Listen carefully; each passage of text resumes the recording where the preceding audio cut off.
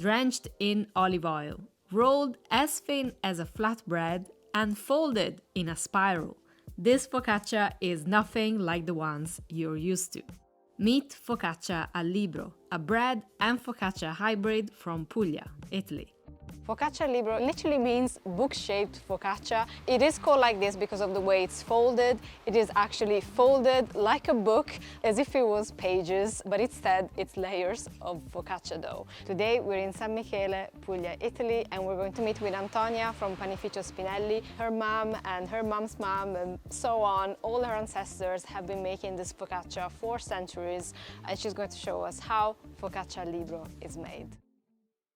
Questa focaccia è una focaccia che viene dai nostri bisnonni, quindi loro la facevano con la pasta del pane, la facevano quando era festa perché era una focaccia importante. Quindi ecco perché è nata la focaccia al livre, si chiama livre, che abbiamo quasi un dialetto francese, il nostro dialetto è come un francese. Antonia prepares her focaccia dough using strong bread flour, fresh yeast, lukewarm water, salt and a sourdough starter from the previous week. Viene preso dall'impasto precedente che hanno fatto il pane, quindi diventa un lievito che si chiama il lievito madre. Quindi all'inizio quanto era grande? Era più piccolo? Era piccolina così e adesso è cresciuta così. Ora mettiamo a impastare. Quindi che differenze ci sono? Mi diceva questo è un impasto più simile a un impasto del pane Sì, rispetto a un di impasto pane, di sì. focaccia. Sì, no, non c'è patata, niente, è solo acqua, farina e lievito. After kneading, the dough rests for 3 hours to ferment. This is the first of 2 fermentation stages for Antonia. Allora, poi si stende col mattarello, gli diamo una forma lunga in modo che poi viene arrotolata. Ah, e non si rompe? Non si rompe, no. Poi ci mettiamo l'olio, parecchio olio, sembra extravergine altrimenti non ha il sapore della nostra Puglia. Sì, questa è una focaccia che nasce comunque da ingredienti locali. Locali, semplici, certo, sì. assolutamente locali.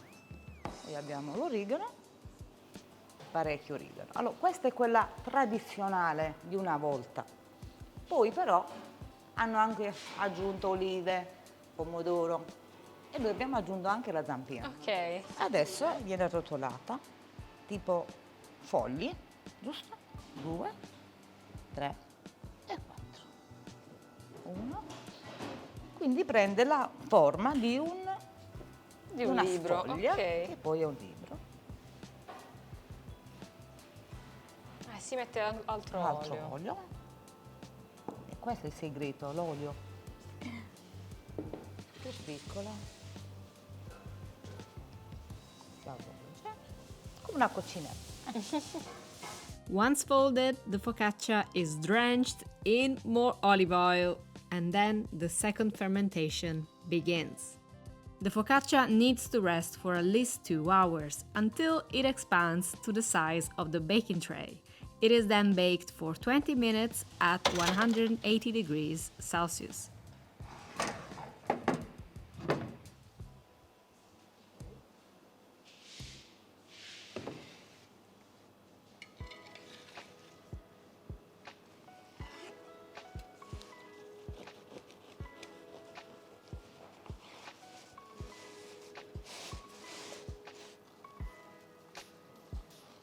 Che profumo di origano, sì.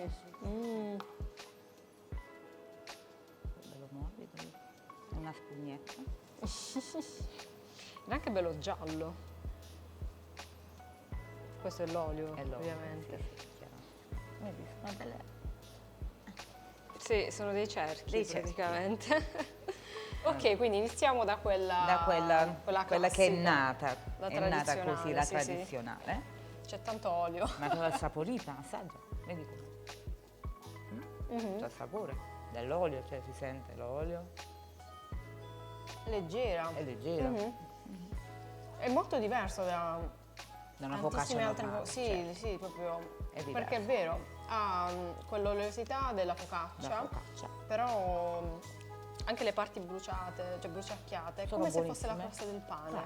Beh, Vero. infatti è Incredibile. nato dal pane. È proprio un matrimonio tra il pane e Brava, la si focaccia. sposano bene, sì. Sì. Vogliamo assaggiare anche quella col pomodoro? Assaggiamo. Quindi questa mi diceva che sarà un po' più Più umida. Più umida. Essendoci il pomodoro, più umida.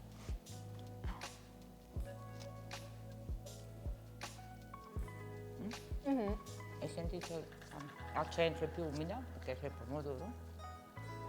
È vero, sì. Diciamo questa sicuramente perché c'è il pomodoro, proprio mi ricorda più una focaccia. Una focaccia. Per dalle parti nostre si usa, però ha sempre quella crosta. La crosta, sì, del quella pane. crosticina del pane. Fantastica, veramente. Sì, mi ha sorpreso molto il fatto che rimanga molto Così. morbida, oleosa. Magari tu vedendola fa, dici, ma sta sfoglia Sembra molto sottile. dura. Sembra dura. Da fuori Brava. magari, perché uno pensa che sia come una pizza rustica, perché ha un bello strato spesso.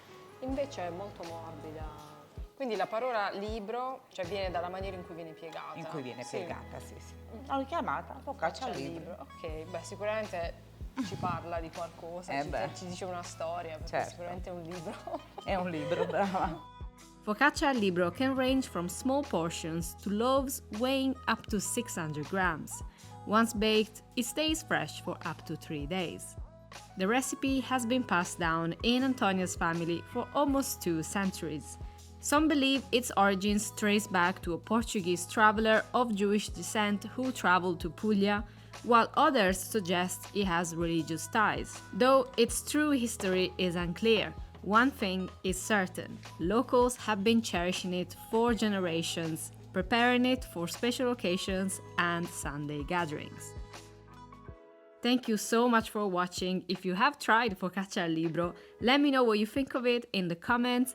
And since we drenched our focaccia in olive oil today, here's a video about how olive oil is made in Puglia. This is a spicy local variety. See you there.